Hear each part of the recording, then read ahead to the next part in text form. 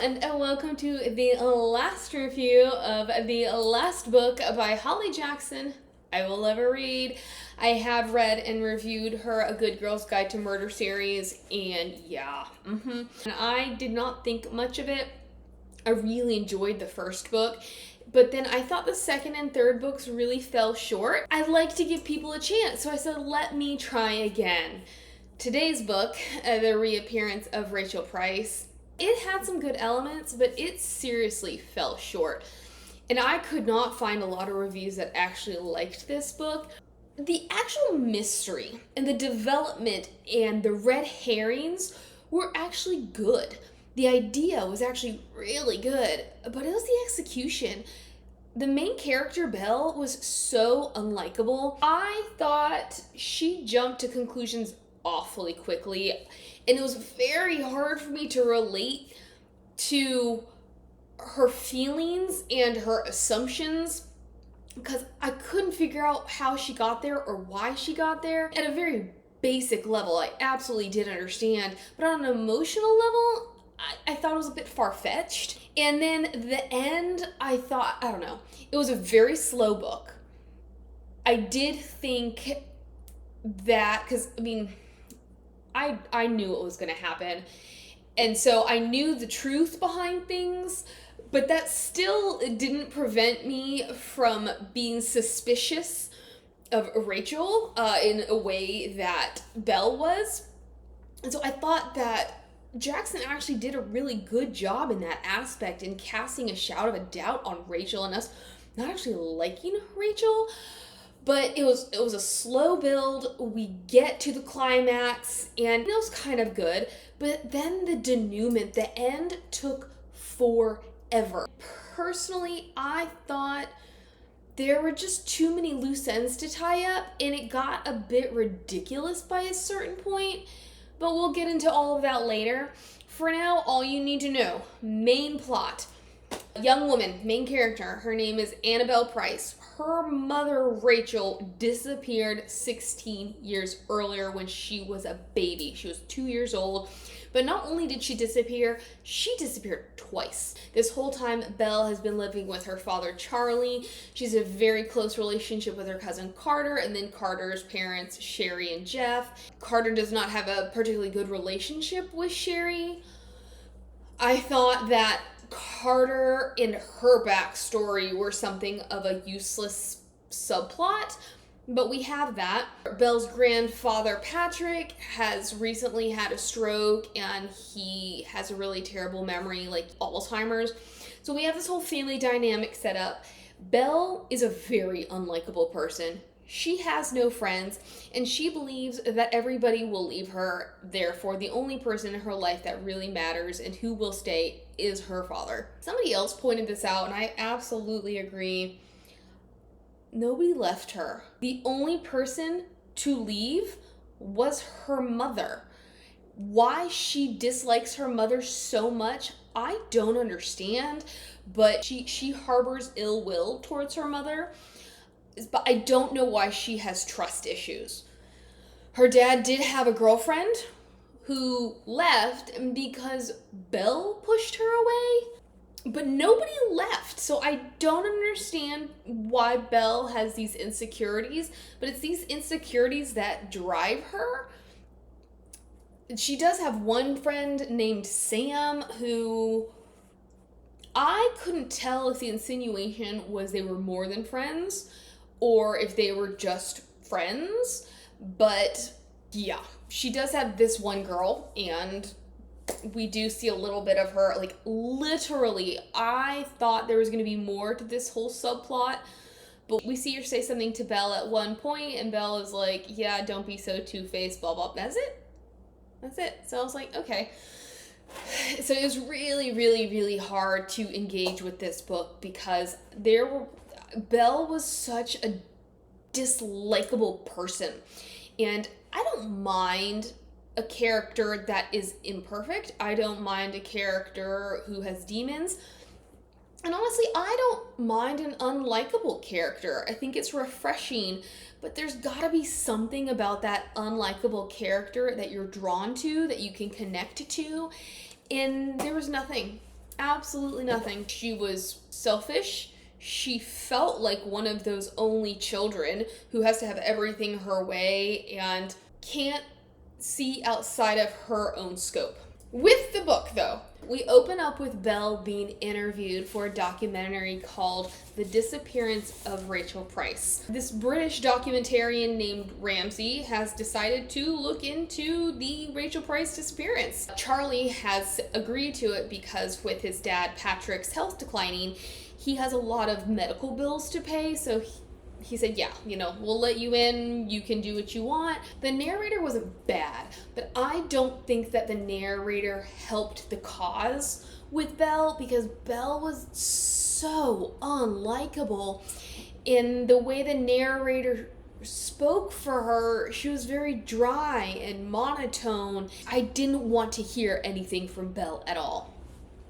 But I was very confused because Belle is also, she's standoffish. She's very removed, and I could not honestly understand at first what narration we were in, like what POV. It turns out that we are in first person, but it felt like we were watching Belle versus being with Belle. Ramsey is asking her what she thinks happened to her mother, because their first disappearance is she and her mother were at the mall, and then all of a sudden they were gone. The next thing we know, a man named Julian Tripp, who in later years ends up being Belle's teacher, finds her in an abandoned car on the side of the road, and Rachel is gone.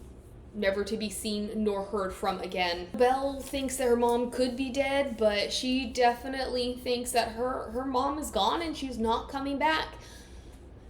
The next thing we know, this other woman has shown up, and I am personally just waiting, because obviously it's called The Reappearance of Rachel Price. I am just waiting for that to be the catalyst for the novel. So I'm thinking, oh, this woman, this is going to be Rachel. Well, it turns out to be Rachel's mother. Belle does not have a good relationship with this woman. She doesn't think much of this woman, largely because the grandmother, whose name is Susan, she believed that Charlie killed Rachel. She thinks that Charlie's behind everything, even though Charlie, he had been arrested, he had gone on trial, but he had been found innocent. So even though he had a steadfast alibi, she thinks that he is guilty. Therefore, they had nothing to do with each other.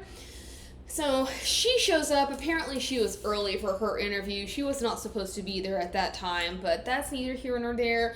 Belle says, I'm getting out of here. Naturally, to film this documentary, it means that the film crew is going to follow them around, and for the most part, Belle can't stand it, and she does whatever she can to avoid them. I felt like in a lot of ways her behavior was standard for that angsty kind of character, and I would have liked her to have just gone along with it, because her dad had never declared Rachel dead. So he can't collect on any insurance because she is still technically legally alive. So if he's doing this because he needs money, if she believes that he is innocent, and if he means this much to her and he's willing to participate, well, I just don't understand why it would be so bad if she participated too, except she just can't let anybody in. When we first meet Carter, though, the important thing is that Carter and Belle are like sisters. Carter is apparently a really talented ballerina, and her future lies at Juilliard, and like I've already mentioned, she does not get along with her mother, Sherry. I know what this is setting up, but we got very little of the relationship between Sherry and Carter. So again, it felt like a cliche that Jackson needed to have in there. What mother and teenage daughter do get along? I thought that Jackson could have developed that relationship, that subplot differently so that it actually mattered. But yeah, we're getting insight into how close the girls are.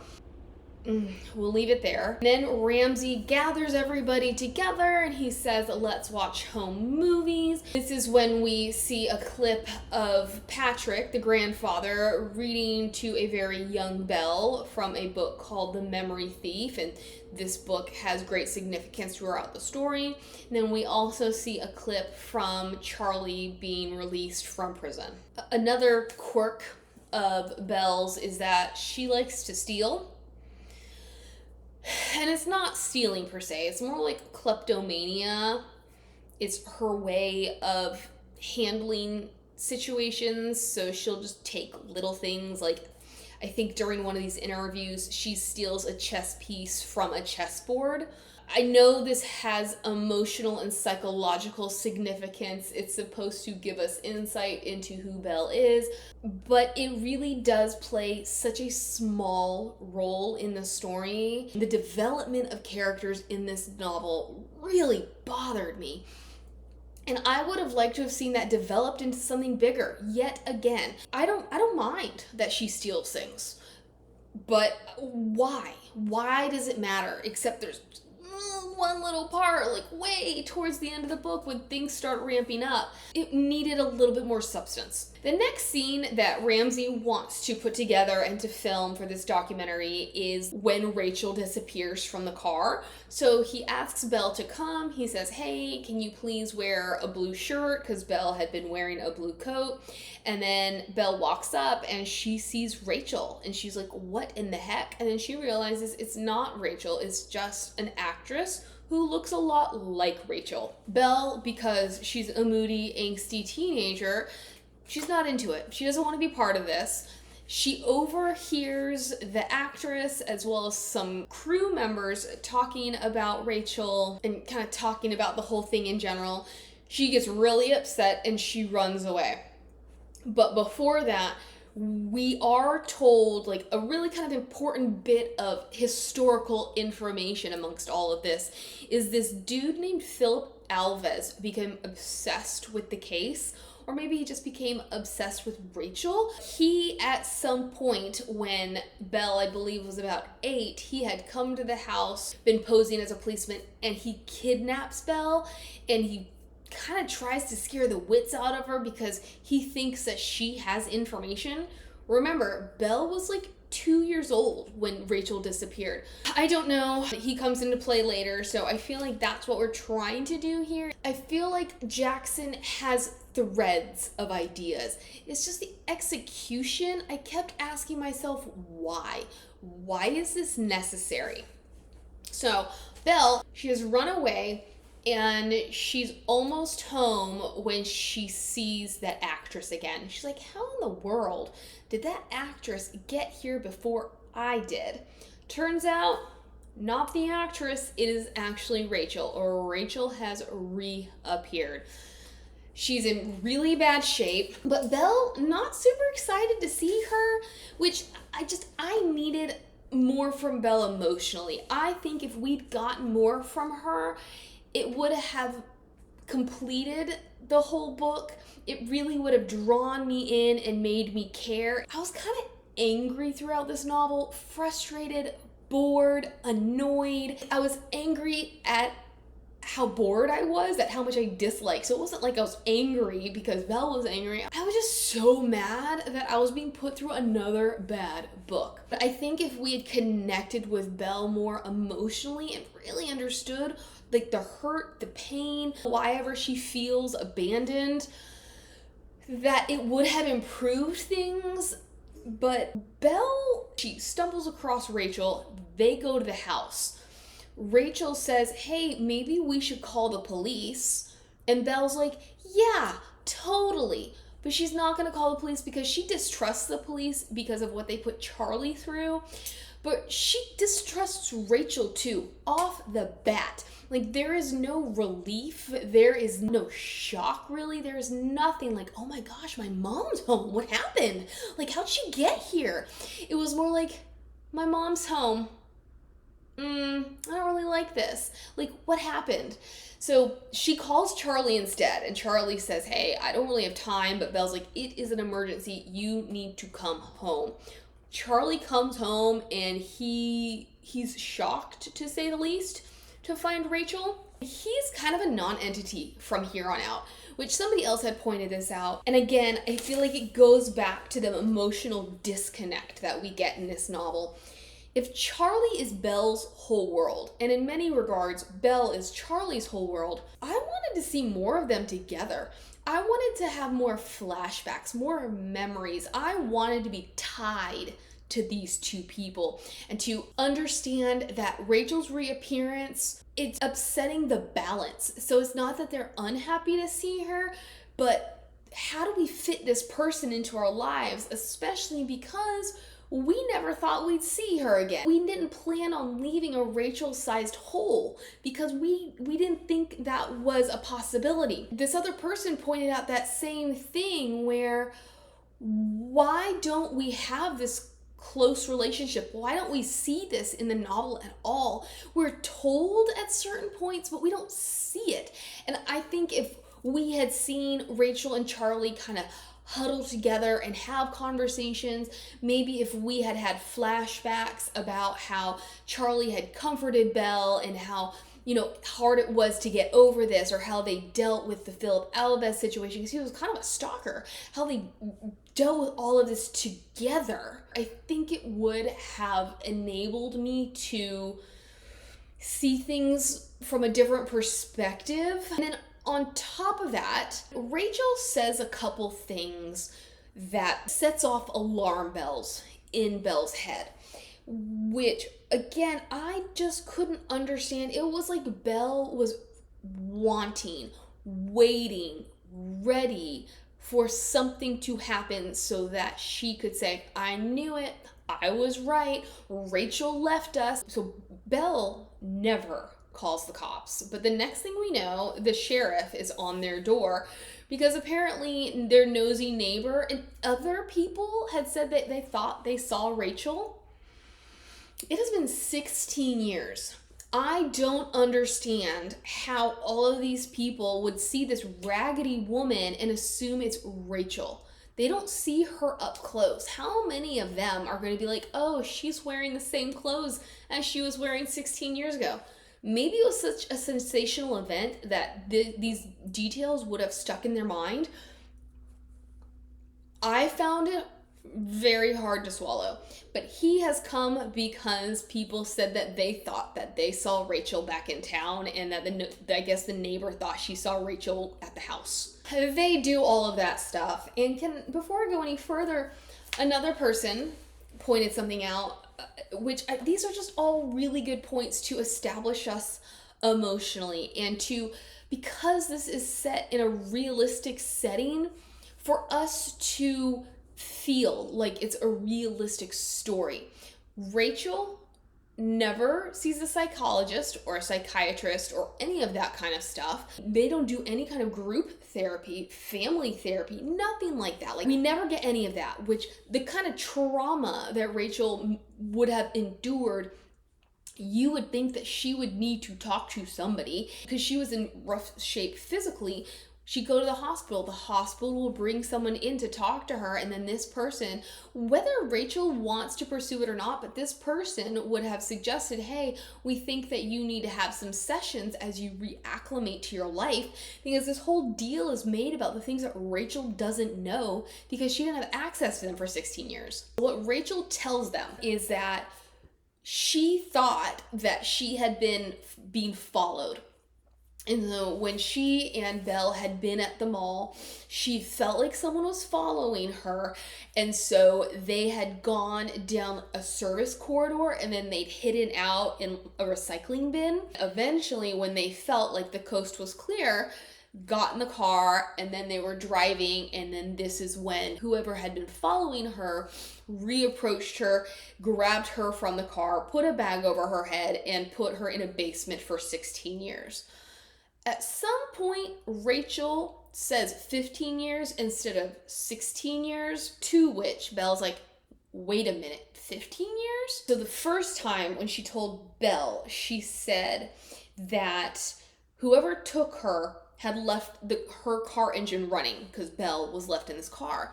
And then when she recounted the story, she said that the engine had been turned off. For some reason, this plus the fact that Rachel said 15 years instead of 16 puts Belle on high alert. I guess I would pick up on certain things too. Like, Belle wants to find discrepancies.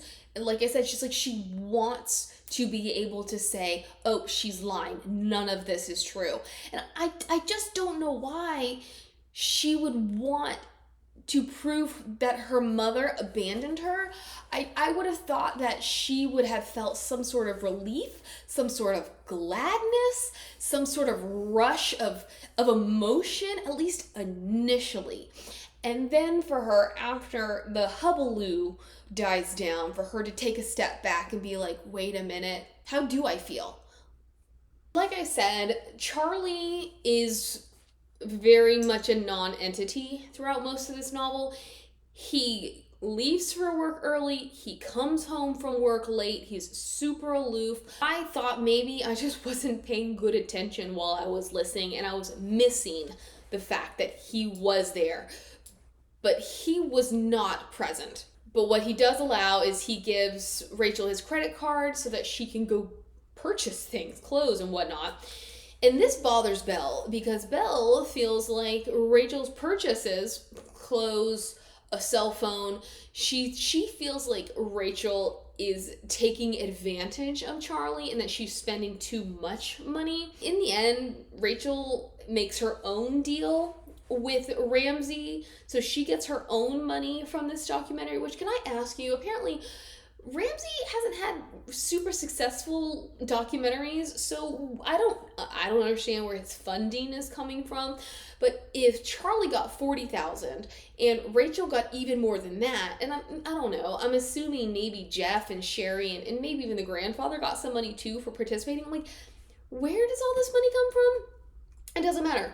But Belle, she doesn't trust. Like, all of these things are adding to Belle's distrust of her mother. So obviously, after Rachel reappears, it can no longer be the disappearance of Rachel Price. It is now the reappearance of Rachel Price.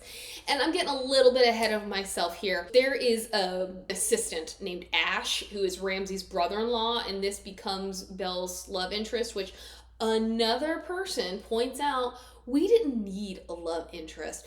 Just because this is a YA novel does not mean we had to have a love interest.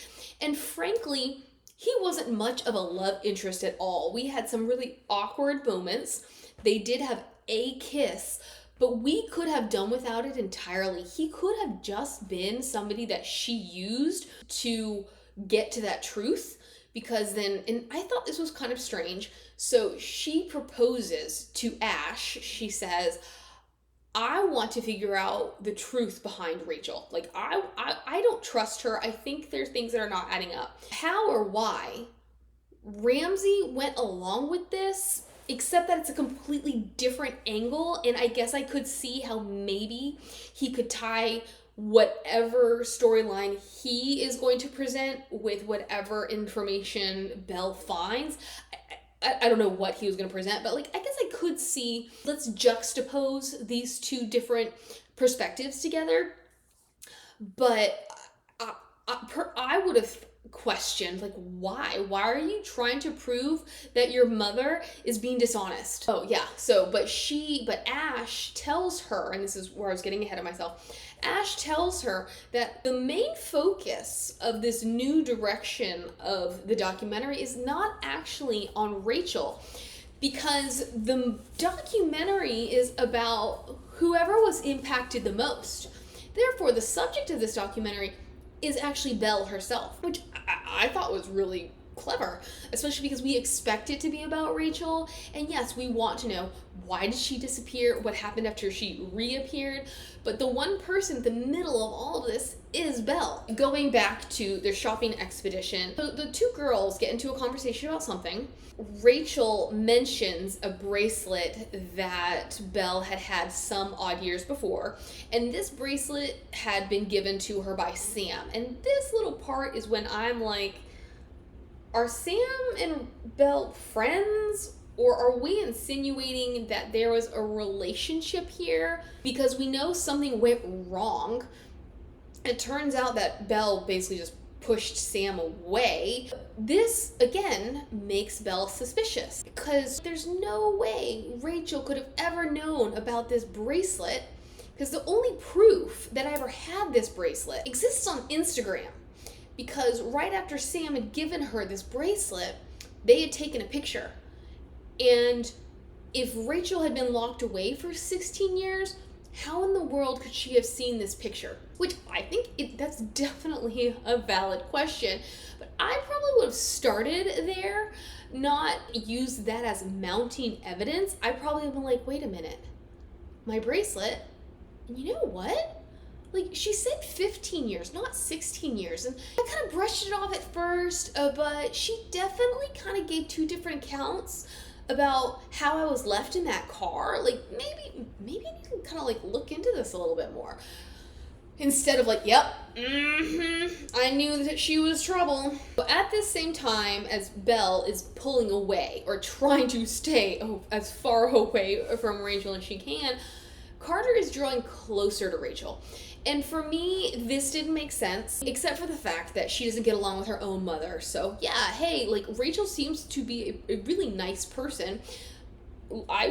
I'll be drawn to somebody who is kind to me. But if Carter and Belle are as close as sisters, I was shocked that Carter didn't err more on the side of caution, if only because Belle didn't trust Rachel. I would have thought they would have aligned a little bit more. And then maybe after a period of time, because I think this takes place over a couple of weeks, because Rachel is always there, Rachel's picking them up from school, Rachel's doing this, Rachel's doing that, then she would have been like, well, you know, like, Rachel's actually not so bad. But from the get-go, Carter is drawn to Rachel. And one of the first days Rachel's back, so she has gone and bought herself a car. She's come to the school and she's going to pick the girls up. Belle lies about having a group project, to which Carter's like, why would you have a group project? Nobody even likes you. Belle uses that excuse and goes to find Ash. And this is when she recruits him to help her figure out the truth about Rachel. For some reason, she demands to see Ramsey. So this is when Ramsey gets in on the deal. She thinks it's awfully suspicious timing that Ramsey, a British guy who would have no idea about some random disappearance. I think they live in New Hampshire. Some random disappearance in New Hampshire would all of a sudden like show up to do a documentary at the same time as Rachel. She asks him if the two of them orchestrated this whole thing in order to get some money. Because now that we have the reappearance of Rachel Price, the big networks are talking to him, like Netflix. So like, we have big money at stake now. And Ramsey's like, no. At the very beginning, during that initial interview that we open up with, he had mentioned some sightings, just random sightings that people, you know, throughout the years would say. And one of them was in New Hampshire by this woman named Alice Moore. So he tells her, like, I had no clue who Rachel Price was. Somebody tweeted me about this, and that's when I said, let's look into it. And this is about the time when Belle is like, what about that woman that you said thought that she saw Rachel Price? She and Ash go to this other town. Alice Moore owns a secondhand shop, and they're talking to her, and again, I just thought we were reaching here. I mean, I think it had been almost a year or something like that since she claimed that she had seen Rachel Price. She tells them that a woman had been in the store and bought a red shirt and possibly some black denim, because this is when Belle's like, did she buy black pants? Now Belle is like, oh, this has absolutely got to be Rachel. She's recreating her disappearance. She's fabricating a story. But the thing is that she didn't even get a good look at this woman that she claimed could be Rachel Price. The woman had been wearing a beanie. She'd been wearing a mask. She did not get a good look at her, but there was something in her eyes that made her think it was Rachel Price. So this is when I, as the reader, am thinking, Wow, that is a stretch. You've never met Rachel Price. It has been 15 years since Rachel Price disappeared. How do you know what Rachel Price's eyes look like? Like, how are you so well versed in who she is that you can see this woman and you just, her eyes, this space right here makes you think it's got to be Rachel. Belle asks if she has any footage, and the woman's like, no, my cameras, they've already recorded over it, but I did take a screenshot. So all they have is this really grainy screenshot of a blonde woman buying stuff. And I was just like, okay, we really need to work on our execution here.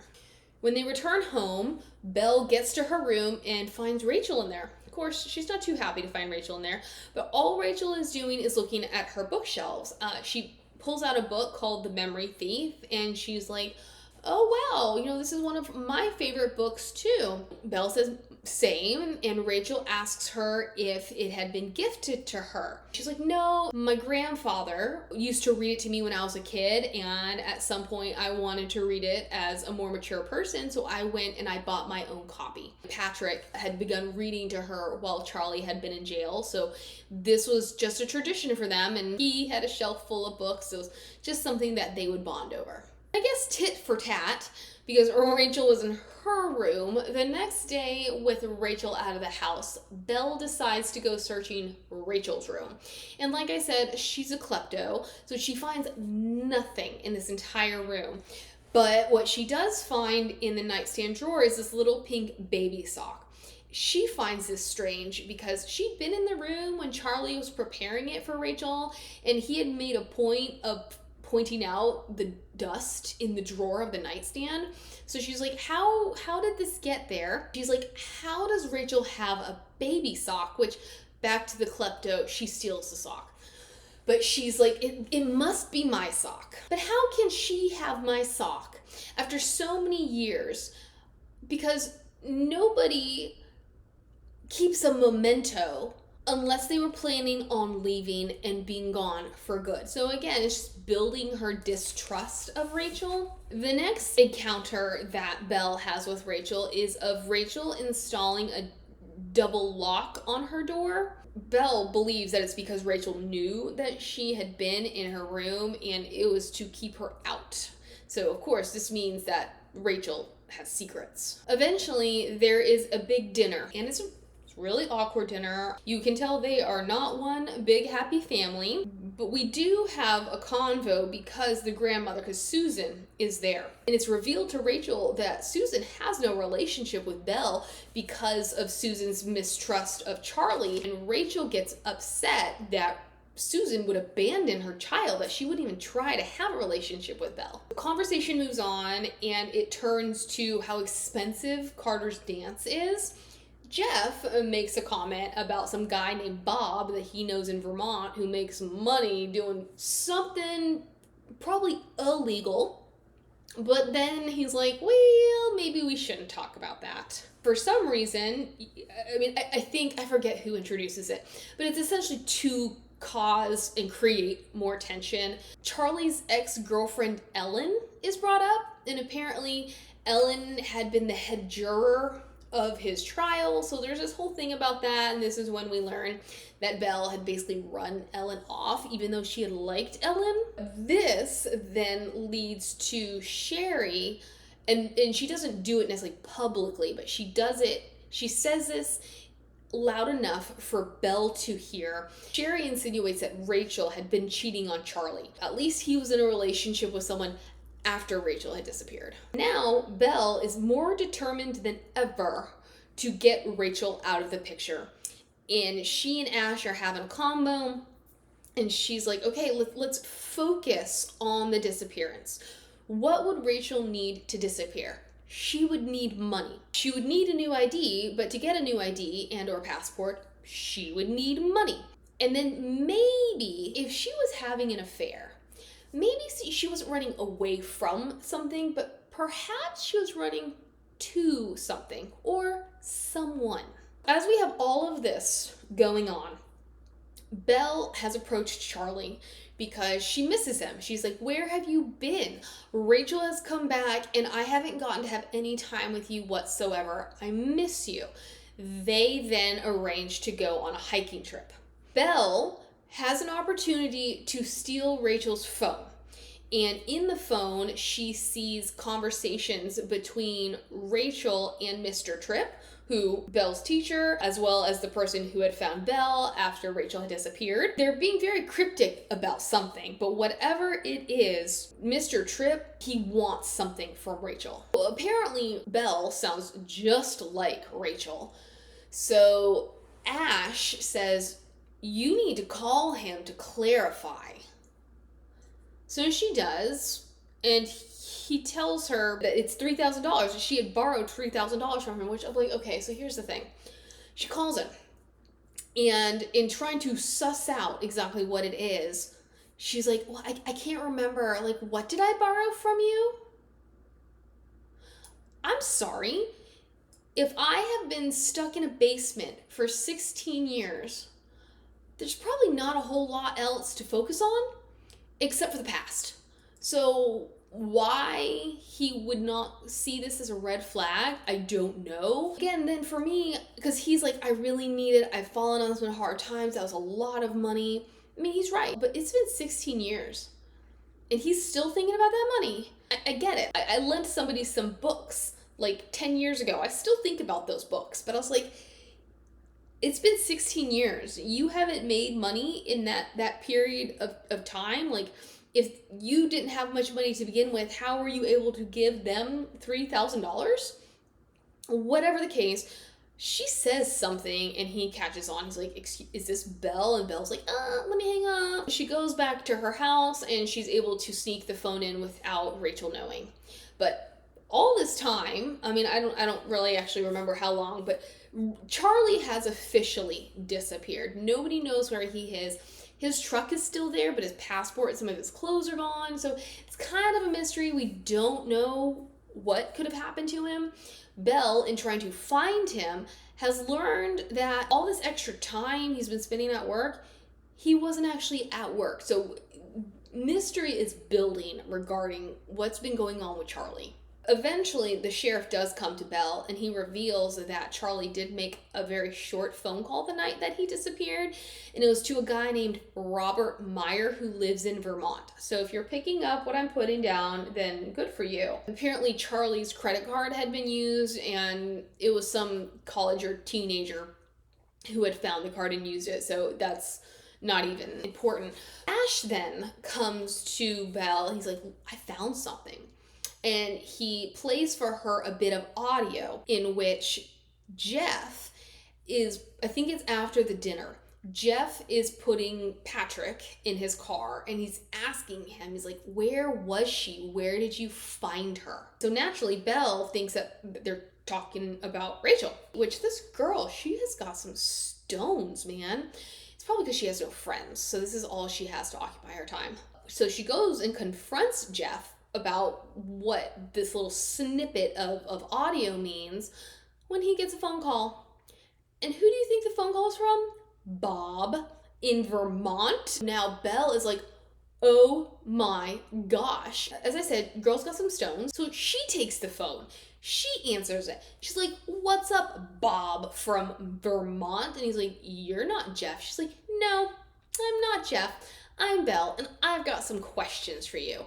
Basically, he says he never spoke to Charlie. It was like a 1-second phone call. But somehow, she then puts together the fact that he must manufacture fake IDs. I don't know how she got there, but she did, because she comes to this conclusion, and she does. She actually brings this up on the phone, and Bob is like, admission by omission. She determines that the $3,000 Rachel had borrowed must have been for a new ID and or passport. So the evidence is mounting that Rachel staged her own disappearance. Belle then decides to go and visit her grandfather. Patrick has a live-in carer, and his name is Jordan.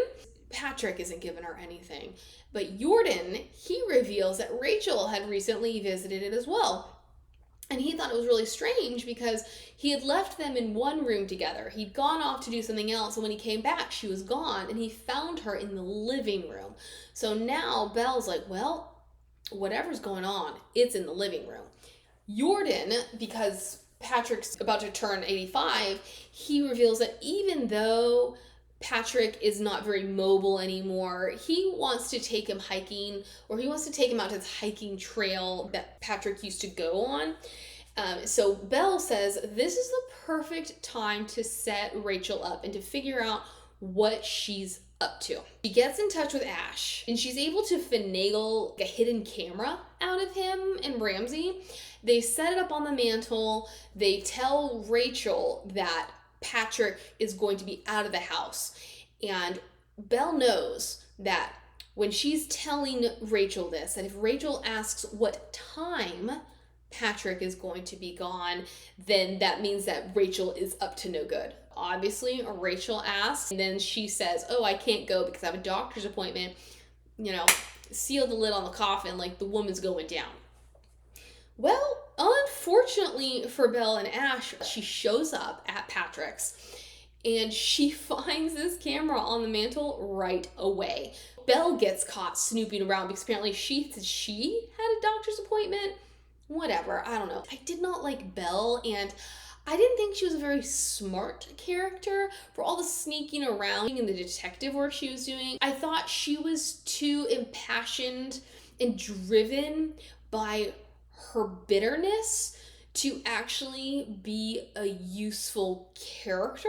She's like, oh yeah, my dad, he put that there to keep an eye on Grandpa, blah, blah, blah, blah, blah. She thinks that Rachel's snooping around again. She goes downstairs and she sees somebody and she's like, oh my gosh, no, that's my dad.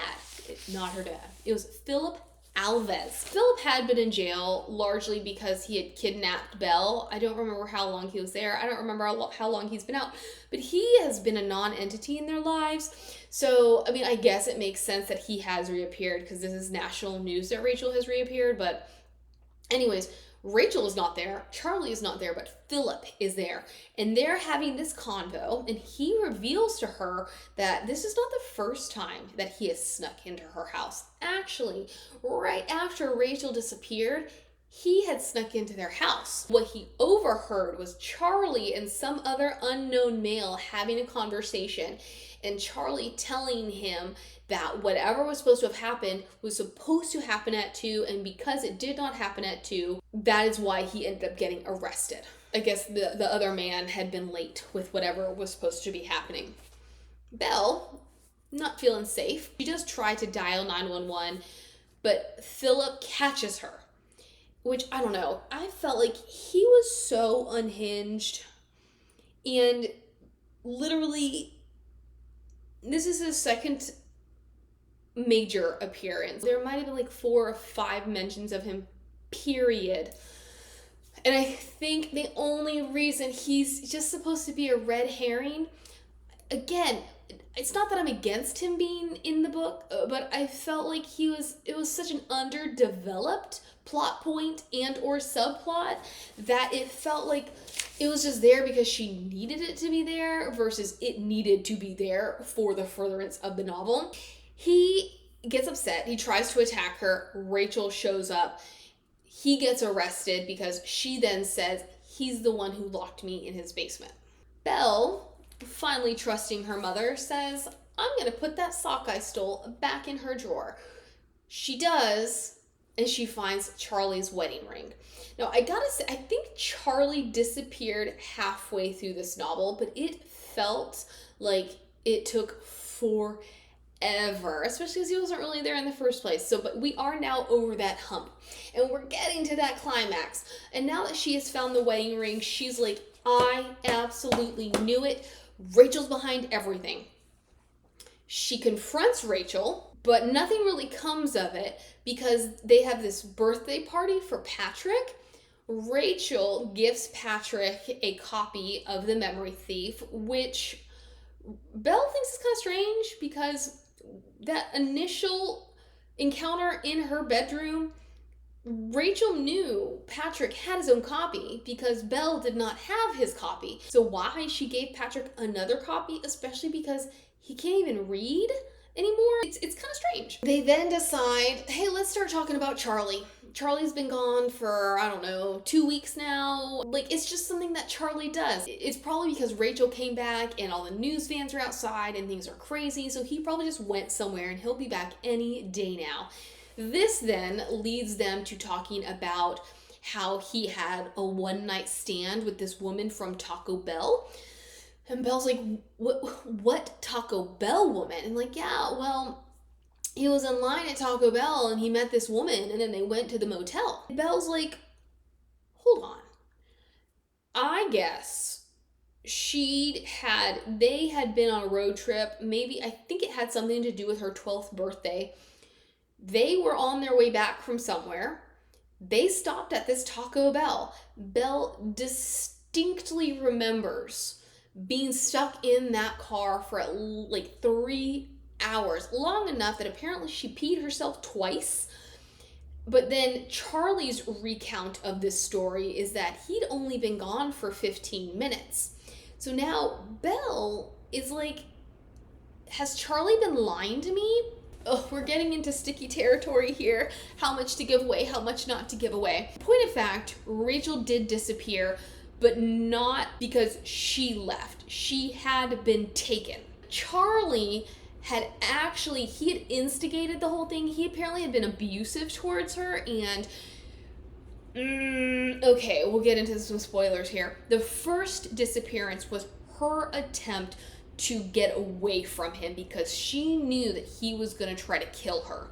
It just so happens that the day she planned to run away with Belle was the day that Charlie was trying to enact his plan to have her murdered. The whole thing is he just gaslights them.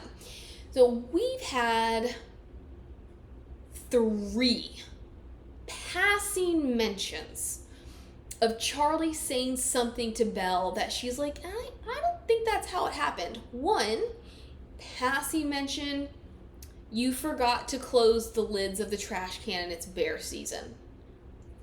Did I? Why would I have done that? But, I guess if that's what he said, that's what I did. 2, oh, you must have broken one of our plates when you were loading the dishwasher. 3, my favorite mug, one of you broke it. That's all we get. But apparently he had been doing this to Rachel the entirety of their marriage. I don't know how much of this he had relayed to Belle. I think he'd relayed enough to Belle that she felt like both she and Rachel shared this tendency to be kind of forgetful. Upon hearing this story about the Taco Bell lady and realizing it does not align with her memory of being in that car, she starts to think about other things that her dad might have lied to her about. She goes to the kitchen and she finds the mug not broken. After finding that is when she just decides, I've never not closed the lids of the trash can. I've never not closed the windows, and I've never just left the faucets running. Which it's just so problematic because if the whole reason that Rachel disappeared, either tried to run away on her own or then was plotted to be murdered by Charlie, is because he was controlling. Why don't we see any of that? How many times have I said that he was a non-entity? We got 3 passing mentions of how he tries to gaslight Belle. But that was not enough to plant a seed that there was a problem with him. If we had seen these two in this close father-daughter bond, maybe we could have seen it there, but he literally was not there. They did not interact at all. They had no alone time. We got nothing. We got no home videos. We had no recollections. We had no story times about other instances in which they had been together and maybe he was trying to be controlling towards her. So this was probably my biggest issue, was how am I supposed to believe he's a bad guy if you did not set the foundation? This is when she has her come to Jesus moment and she's like, well, you know what?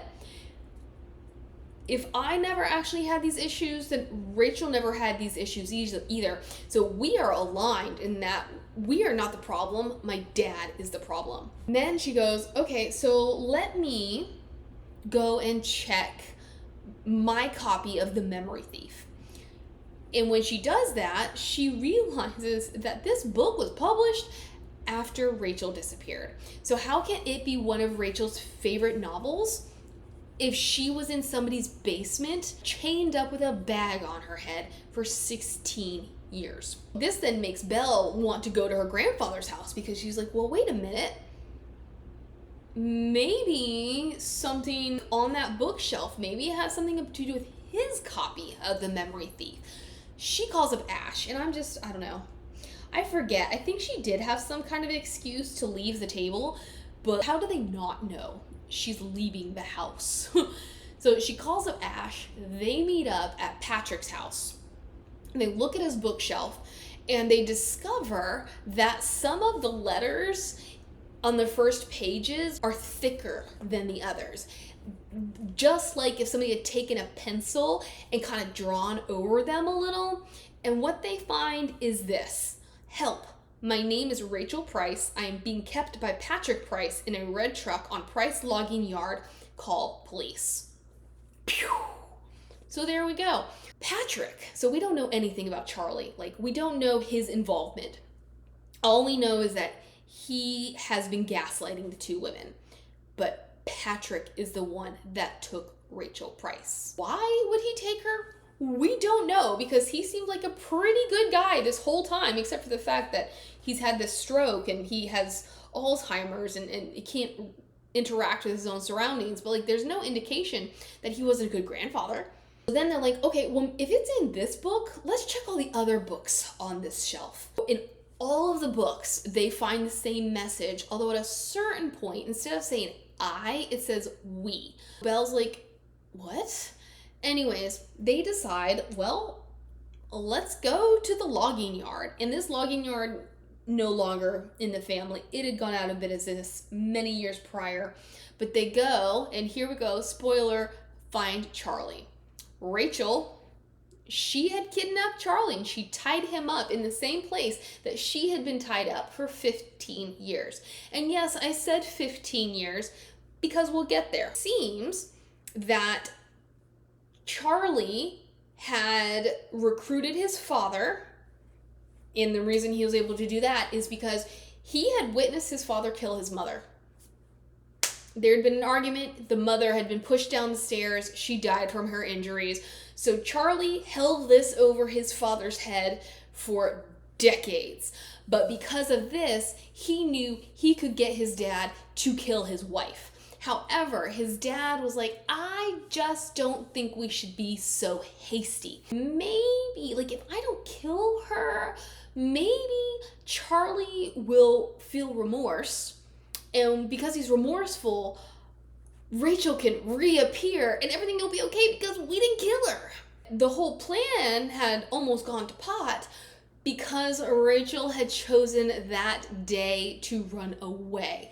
Part of her story was true, but part of it was not. So she had instigated it. She didn't feel like she was being followed because she used to work at the mall. She had colluded with some others. They were going to sneak her out. But yeah, Patrick, because he was supposed to go to her house at 2 o'clock, because this is when Charlie's alibi starts, she hadn't been there. He goes to the mall and he finds, or maybe he sees her going to the mall, follows her to the mall, loses track of her, sits, watches her car. When she gets back in her car, follows her. She has no idea he's following her. And then he orchestrates an opportunity to be able to kidnap her. All of this is revealed because Rachel shows up and she tells the God's honest truth about what's happening. Patrick, like I said, thought he had been saving her, and in reality, he just kept her prisoner for 15 years. But then, when Patrick had his stroke the prior year, he'd forgotten that she was even there. Eventually, he comes to this storage container, and he's like, oh well, what, like, because she's so thin, she's able to wiggle out of her chains, and he's like, what are you doing here? And she makes up some lie and she gets out of there. And this is why she kept saying 15 years, because she was held captive for 15 years. But then she goes to Maine for a year, plotting her revenge, essentially plotting her reappearance. And yes, it was her at the thrift store. She had borrowed money from Mr. Tripp because circumstances were such that she needed cash. So she had borrowed money from him. She was planning on contacting Bob. She never actually got the opportunity, which, can I say, she talks about how she hid the money, but I don't think we actually ever reveal where. And not that it's a big thing, but I was like, considering that we make a point of him saying he needs that money, and she's like, all I had on me was money and Bob's information, and I still have Bob's information, but I hid the money. Like, well, where'd you hide the money? If those are the only things you had, how did you hide the money? Maybe I missed it, but I don't think it was revealed. Around this time, Jeff shows up. So everybody shows up because they have followed Belle's breadcrumbs. So they've both gone to Patrick's, which led both of them here. And now we learn, maybe biggest spoiler of all, not a bad spoiler, but kind of a pointless spoiler, because again, there wasn't a whole lot of groundwork put through here. Rachel had been pregnant when she disappeared. She had been 4.5 months pregnant, and you know who she was pregnant with? Carter. So this whole story about how Sherry never showed and then all of a sudden just popped. Oh yeah, no, it was all fabricated because I guess, I don't know, they couldn't get pregnant, and randomly Patrick was like, yeah, I've got a kid for you, and they're like, sure. Again, couldn't we have done better? Charlie is having a hissy fit. He's just like, you guys need to let me go. He's ticked at Belle because Belle doesn't believe him. He's ticked at Rachel because Rachel's telling lies. And so he's like, all right, Jeff, you need to get that key. You need to let me go. Well, Belle and Rachel, they throw the key out into great blue yonder, and they get out of Dodge because I guess Jeff was as manipulated by Charlie as everybody else, and he can't seem to go against Charlie. Belle and Rachel try to get away in Rachel's car, but Jeff has blocked them in. Then they start running. They run to the forest. I guess Jeff was able to break Charlie free with an axe. So now they are chasing the girls, and they're able to stay on their tails because they're using a phone, so they're just following the same light that the girls are using. They're running along a cliff's edge, and Rachel's like, we need to separate. Let me distract them so you can get away. They catch her, but then Belle's like, I can't let them take her down. I've got to go to her rescue. Jeff grabs hold of her. While Charlie is about to like chop off her head or something, Carter comes out because Carter followed the same breadcrumbs. And Carter, oh gosh, for the love of all that is holy, Carter has figured out that Rachel is her mother because it just felt right. She just knew. I really think those are the exact words. She just knew because Rachel was kind to her. So then what she did was she took a DNA test, found out that yes, Rachel was her mother. And so she's like, I'm gonna come, and she just shoves Charlie. She doesn't mean to do anything, but she shoves him. He loses his balance, and then he grabs onto Jeff. So both of them topple over the side of this cliff and essentially die. This is where things get murky for me. Rachel decides they have to cover everything up. And on the surface, not a bad idea, but there are so many tracks that they have to cover that I felt like it was more work for Jackson to figure how she could patch up all those holes than to just have them go to the police and be like, look, this is what happened. So they pay Sherry off to get out of town. Remember, Ash has been part of this whole thing, recording every step of the way. So Belle lures him out of his hotel room, destroys everything. She destroys his laptop. She breaks apart all kinds of stuff. And I was like, oh my gosh. I understand. I do. But Belle, no remorse. I mean, yes, she writes, I'm sorry in very small letters on the one half of the laptop that she leaves him. But good night. They destroy all evidence, which of course, Ash, realizing it was her, comes and confronts her. And I'm like, why were we even in this relationship? Like, there was no relationship to be had. We would have been better served if, yeah, he's just pissed because she broke all his stuff. When he would have deleted it, gotten rid of it for her, she'd only asked, which, why he would have done that, I don't know, but he would have. And then Rachel goes and, because wherever they were was also near a mine shaft, and so she goes and she moves the bodies so that it looks like they fell into this mine shaft, and that, yeah, eventually they might be found, but it won't be for a very good long while, because remember, by this point, everybody thinks that Charlie left town. Who knows what they would have assumed when they actually found him, or why they even found him with his brother, but that's neither here nor there. And the girls, the women decide, you know what, we're just gonna live happily ever after. But yeah, Carter, you're still gonna have to be the cousin. Final little bits of what's happening. Rachel reveals that she's the one who tipped Ramsey off, which I thought, I like that little twist, because I didn't really see it coming. There was a point made that it was just like a generic username, but she realized at some point people might start recognizing her, so why don't we just shed light on it, and I'm just going to reappear. And then Ramsey, he actually had backups of everything. So the fact that Belle destroyed all that equipment was for naught, because everything was backed up to the cloud.